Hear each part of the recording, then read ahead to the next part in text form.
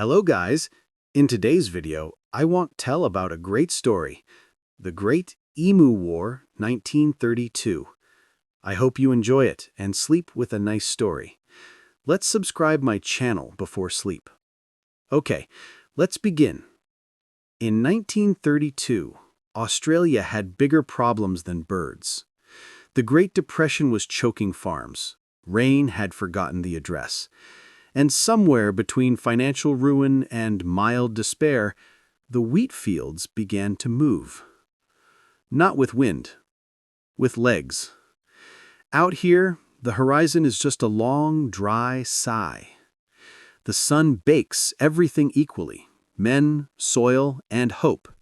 You can walk for hours and find nothing but dust, and the occasional bird that looks like it's judging you. That bird is the emu.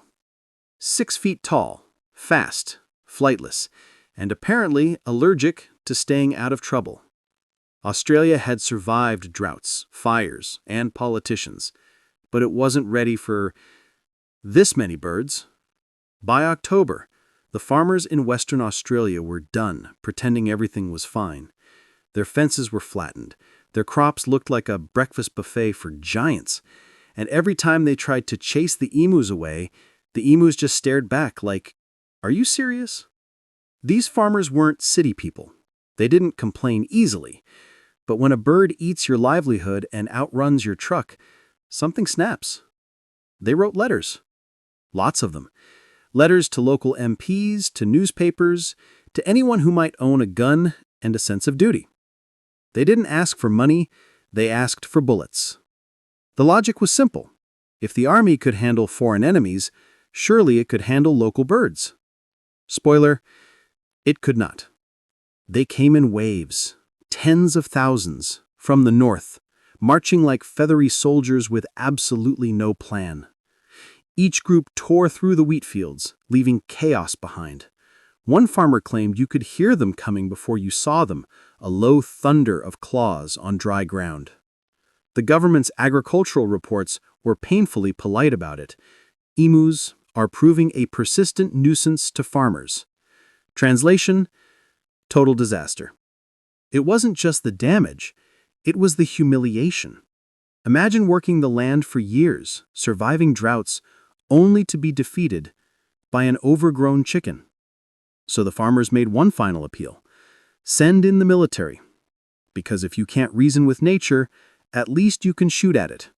Spoiler, it could not. In November 1932, the Australian government received one of the strangest military requests in history: deploy soldiers to fight birds? At first, officials thought it was a joke. It wasn't. Western Australian farmers were desperate. They'd lost crops, fences, and patience. So the Minister of Defense, Sir George Pearce, reluctantly agreed. He ordered a small detachment to go assist.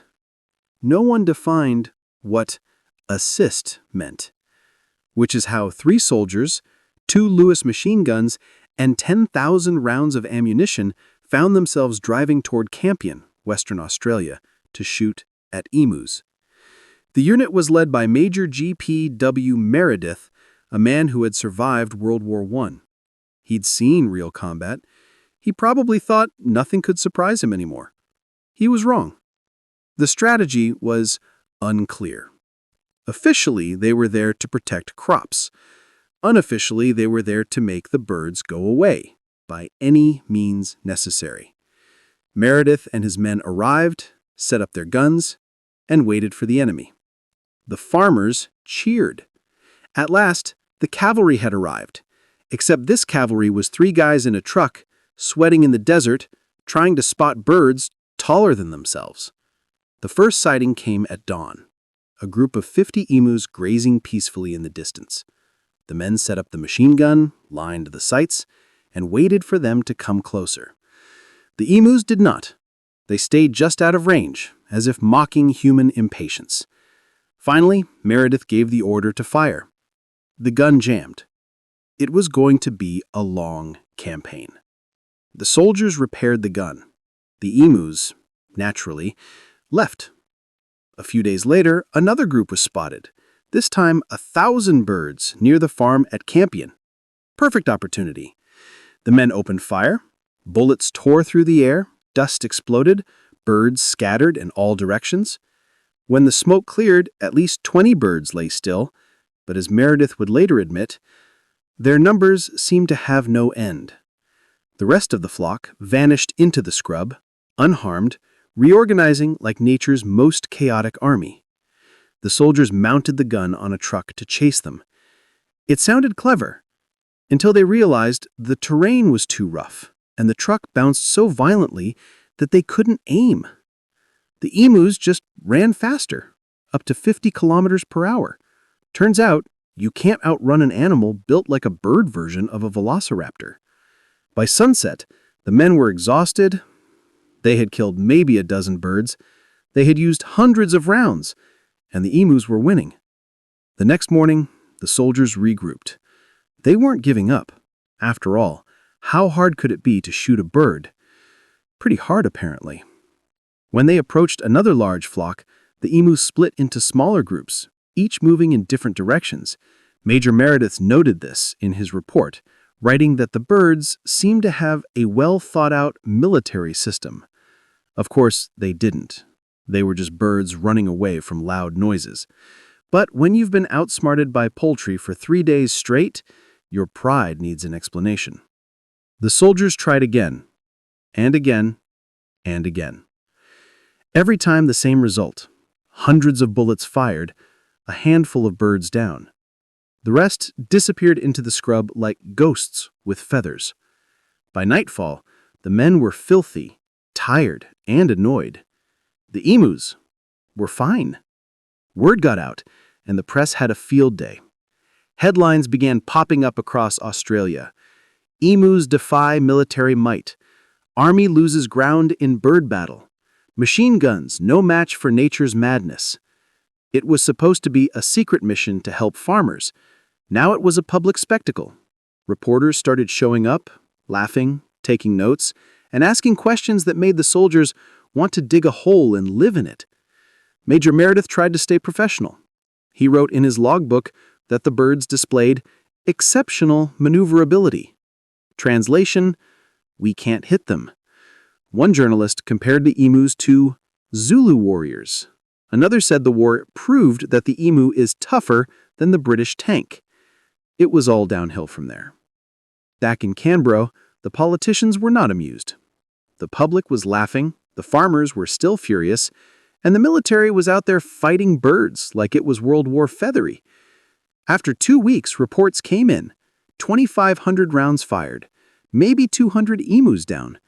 And the rest, tens of thousands, still roaming free, eating, thriving, mocking. The operation was becoming a national embarrassment. Critics in Parliament called it a waste of time, money, and dignity. Newspapers ran cartoons of soldiers saluting emus. One illustration had an emu standing proudly on a pile of empty bullet shells. Radio commentators joked that the birds should be enlisted as soldiers. Maybe next time we'll send the emus to fight the kangaroos. It was all downhill from there. Back in Canberra, the government was not amused. The public was laughing, the farmers were still furious, and the military was out there fighting birds like it was World War Feathery. After 2 weeks, reports came in. 2,500 rounds fired, maybe 200 emus down. And the rest? Tens of thousands, still roaming free, eating, thriving, mocking. The operation was becoming a national embarrassment. Critics in Parliament called it a waste of time, money, and dignity. Newspapers ran cartoons of soldiers saluting emus. One illustration had an emu standing proudly on a pile of empty bullet shells. Radio commentators joked that the birds should be enlisted as soldiers. Maybe next time we'll send the emus to fight the kangaroos. Diversta did, then didn't. Then tried, then again. When the dust finally settled, the facts were embarrassing but undeniable. The Australian Army had fought 2 campaigns. They had fired over 10,000 rounds. They had killed, at best, 1,000 emus. And the birds were still there. But something strange happened in the public imagination. People started admiring the emus. They were unstoppable, untamed, too stubborn to die for anyone's convenience. Writers began calling them Australia's native resistance.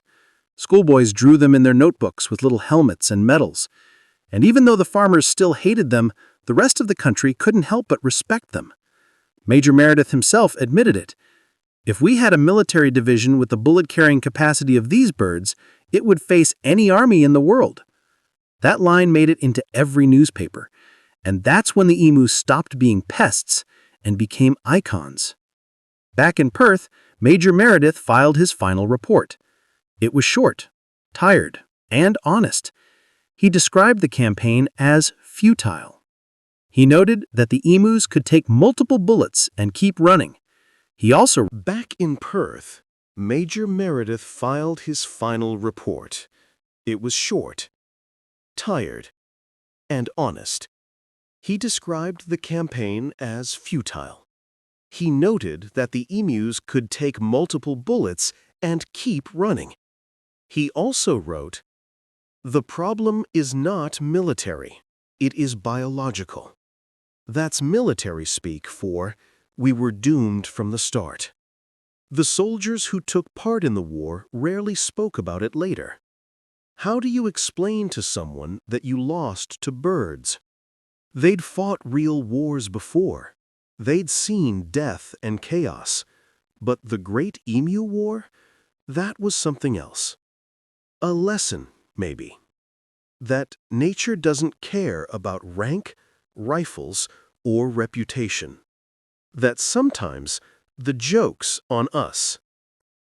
News of the war spread beyond Australia. Foreign newspapers couldn't believe it. In London, headlines read, "Australia loses war against birds." In America, machine guns fail to subdue giant emus. It was global humiliation, served with a side of humor. But in a strange way, it gave the world a glimpse of Australia's character, stoic, sarcastic, and weirdly good at laughing at its own disasters.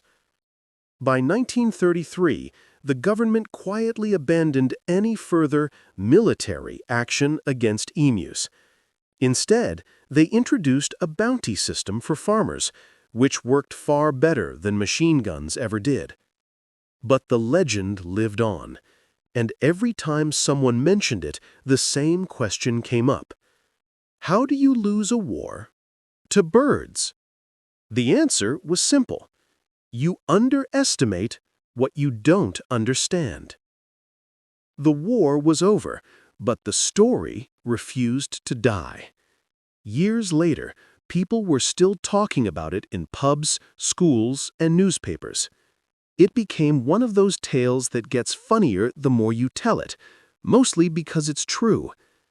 The Great Emu War was a failure, sure, but it was also unforgettable. Australia had plenty of strange animals and stranger history, convicts, gold rushes, outlaw bushrangers, but this one stood out. An actual army, machine guns, against birds? It sounded like a Monty Python sketch written decades too early, and that's exactly why it endured. It was absurd, yes, but it was also honest. A reminder that no matter how powerful or modern we think we are, nature has a way of reminding us we're not in charge. Over the decades, the story of the Great Emu War grew into a kind of national joke, but also, strangely, a national treasure. Teachers used it to make kids pay attention in history class. Comedians used it to poke fun at bureaucracy. Writers used it as a metaphor for everything from politics to human arrogance. There were comic books, short films, even a video game. People started making fake movie trailers online. Coming soon, The Great Emu War, Rise of the Feathers. And the thing is, it worked. The world loved it, because it had all the ingredients of a classic human story: ambition, failure, and just enough ridiculousness to make it feel real. It wasn't about birds anymore. It was about us. Here's the thing. The Great Emu War wasn't really about emus. It was about control, about man's belief that everything, even nature, can be managed, tamed, or fixed with force. And nature said, no thanks. Every bullet fired, every failed chase, every jammed machine gun, it all added up to one truth: sometimes power doesn't win. The soldiers weren't villains. The farmers weren't fools. They were just people trying to survive in a harsh land, using the tools they had. The emus, they were just being emus. And that's the irony. The birds didn't even know there was a war. Only humans did, and that's probably why we lost. Out in Western Australia, time moved on. The wheat grew back. The farmers rebuilt their fences. The soldiers went back to their barracks, where no one quite knew whether to laugh or apologize. But the land remembered. Somewhere between the silence of the plains and the rustle of dry grass, you could almost hear it, the faint echo of machine gun fire, and the sound of running birds that never stopped. For the emus, it was just another summer. For the humans, it was a lesson that would echo far longer than the war itself. Nature doesn't lose, it waits. Decades later, historians tried to make sense of it. Some called it a tragic comic footnote in Australia's early years. Others said it was proof that government plans can be both sincere and ridiculous at the same time. But for most Australians, it became something else entirely, a badge of humility, a reminder that no matter how serious life gets, you can always look back at the Great Emu War and think, at least we didn't do that. And yet, there's something quietly beautiful about it. Humans tried to fight nature and failed, but in failing, they created a story that outlived them all. A story funny enough to make you laugh and honest enough to make you think. History books call it the Great Emu War, but maybe that's not the right name. It wasn't really a war. It was a conversation. Between man and the wild, between arrogance and adaptation, between bullets and feathers. And if there's one thing the emus proved, it's that survival doesn't always belong to the strongest. Sometimes it belongs to the ones that just keep running. In the end, the Australian army left the battlefield. The emus stayed. And somewhere in that strange, dusty corner of history, the birds won. Boring? Maybe. But that's the thing about boring history. It's only boring until you realize it happened to real people who thought they were doing something important and accidentally made a legend instead. The Great Emu War, 1932. Victory belongs to those who don't know they're fighting.